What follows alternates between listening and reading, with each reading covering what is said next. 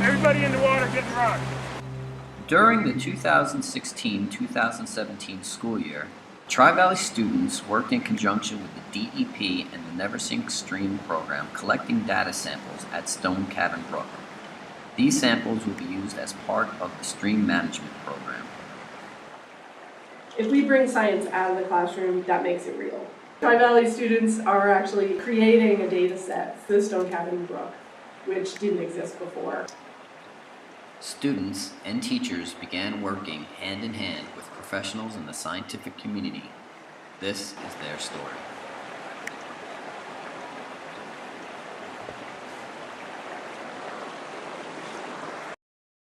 I reached out to Karen when I was interested in starting a digital photography program. I was looking for grants that I could pair up with that would make sense to get some neat equipment for the program.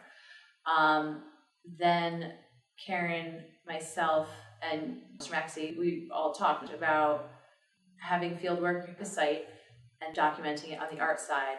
And then after that, it just made perfect sense for Robert's class to work on it because they did similar things. Robert is really great, has lots of information and just a wealth of knowledge about, agriculture plants, the environment, the local watershed. He's really tied into that network.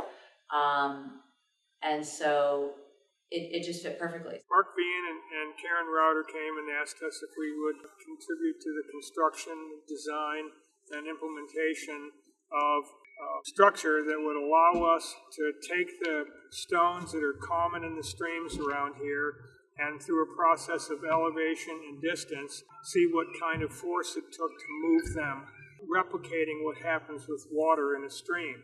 So we built a runway that has different elevations on it so you can change the pitch of it, which would replicate in terms of greater force of the water in the stream. And then we built a plow out of a skateboard with parts of a plastic barrel that's spring-loaded that would replicate the force of the water hitting a stone and moving it through a stream.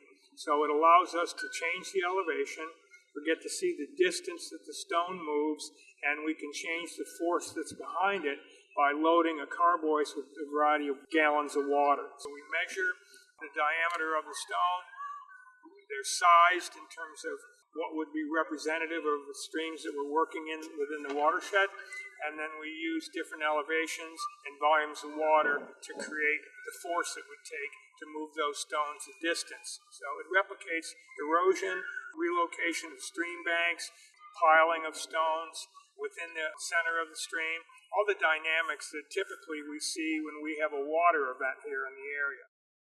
It's experiential learning. They come up with a design of what the possibilities might be to solve the problem. We looked at what materials that we had on hand.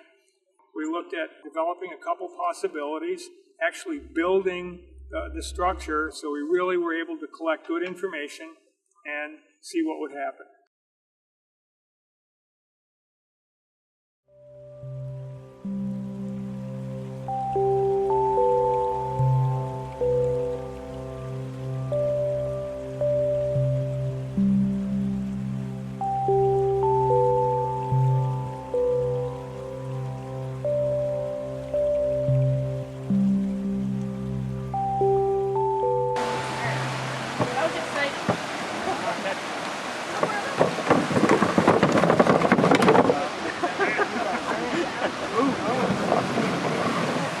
So what we've done is we've gathered a bunch of stones from the stream.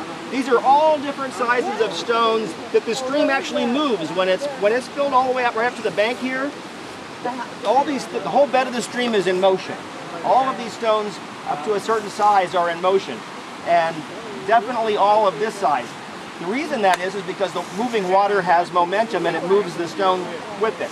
But there's a very specific relationship between how deep the water is, how steep the stream is, and what size of stone it can move. We built this so that we can change the slope of this to imitate the different slopes of streams. And we have this carboy here on the plow that we can put different amounts of water, and that's like the different depth of water. And the combination of the depth and the slope is going to give it a certain amount of power to move a certain size of rock. So we're going to experiment with it to see what size of rock and what slope can move, what size, how much depth of the water in the container, and what slope can move what size rock.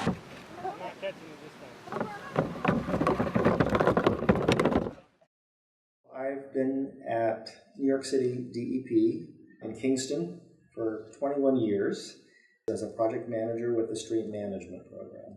In my portfolio, I have the Rondout Neversink basins, and in those basins, I work with the communities and with the municipal officials and the schools and the landowners, highway departments to develop practices and plans for managing the streams in order to meet interests or the goals of all of those stakeholders. Maureen came to us with the idea initially, and Karen jumped on it because we had been wanting to have a project with the students, a constituency that we're not getting with any of our other programming, but they're a stakeholder group essentially, and we try to reach all of our stakeholders.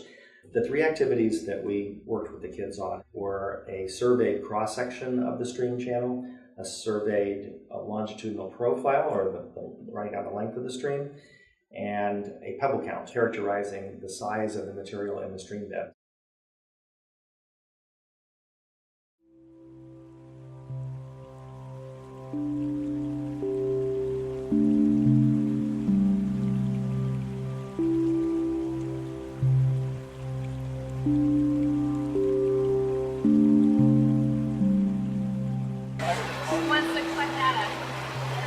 Okay, we'll take turns. I'll hold my finger there. I'm going to take a shot at reading it. That number? 8.2. Start with the 5. 5. And then 8.2. 5.8. Yep.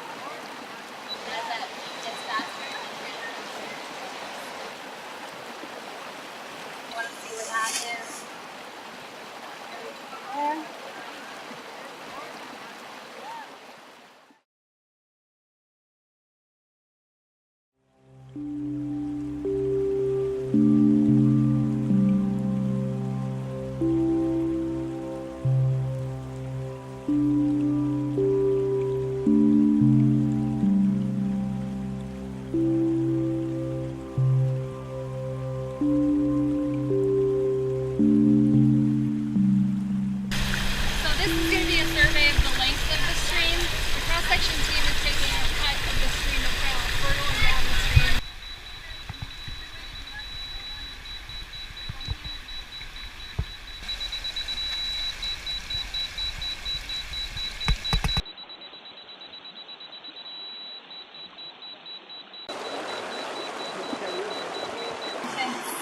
So you read this number, and then the little ticks are going to be your hundreds. So you just count, you read 7.5, and then you count the ticks until it reaches this line.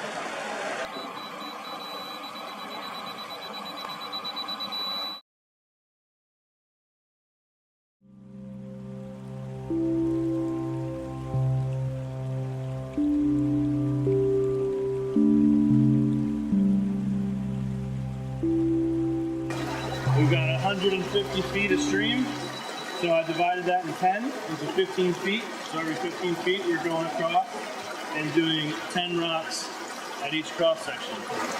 0.5. Okay, we gotta go this way. 106. What do you got there? 0.5. Okay, put it down. Okay, look away. Put your finger down. Yep. Okay, and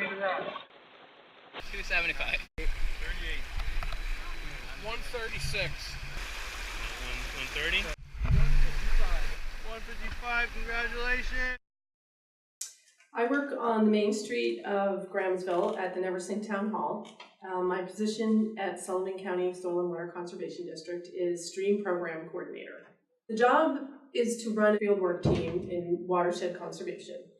The goal is to offer the community, which is made up of many different kinds of stakeholders who interact with the stream, different tools that they can use to work with the stream instead of against the stream. We try to meet wherever people are in our audience and get them the best information about proper stream practices.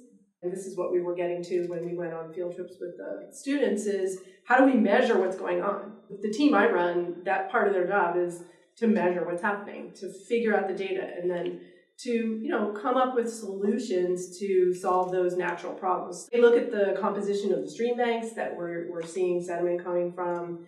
They're looking at what does a healthy stream upstream look like? What does a healthy stream downstream look like? Can we match those conditions where we have a problem or not? How do we know how far we can go to try to restore places? And that is a goal of ours. And obviously we're doing that so we can prepare for the future.